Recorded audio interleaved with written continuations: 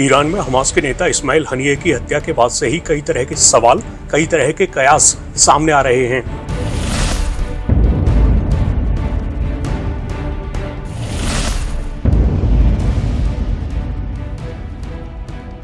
इस बीच एक हैरान करने वाली रिपोर्ट आई है। एनवाईटी की इस रिपोर्ट में बताया गया है कि तेहरान के गेस्ट हाउस में हनिये की हत्या गुप्त रूप से लगाई गई विस्फोटक डिवाइस से हुई थी। एनवाईटी ने अधिकारियों के हवाले से ये जानकारी दी है।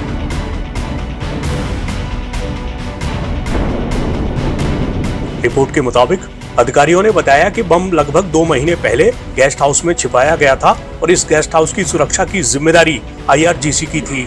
हनिये ने नए ईरानी राष्ट्रपति की इनॉग्रेशन सेरेमनी में हिस्सा लिया था। इसके बाद हनिये की हत्या कर दी गई। रिपोर्ट में अधिकारियों के हवाले से बताया गया है कि जब इस बात की पुष्टि हो गई कि हनिये गेस्ट हाउस के कमरे में है तो रिमोटली बम का धमाका कर दिया गया। बताया गया है कि धमाके से गेस्ट हाउस की इमारत हिल गई, कुछ खिड़कियां टूट गईं और बाहरी दीवार को भी नुकसान पहुंचा। एनवाईटी के मुताबिक उसे मिली एक तस्वीर में ऐसी ही सूरत दिख रही है। दावा है कि इसी इमारत में हनिये की हत्या हुई थी। अधिकारियों के हवाले से बताया गया है कि कतर में रहकर हमास की राजनीतिक अगुवाई करने वाला हनिये तेहरान की यात्रा के दौरान कई बार इस गेस्ट हाउस में रुका था। ईरान और हमास ने हनिये की हत्या के लिए इजराइल को जिम्मेदार बताया है।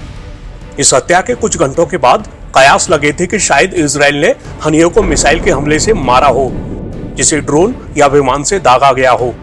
हालांकि ऐसे कयासों ने सवाल उठाया कि इजराइल ने ईरानी राजधानी में इस तरह के हमले को अंजाम देने के लिए ईरानी एयर डिफेंस सिस्टम को कैसे मात दी होगी।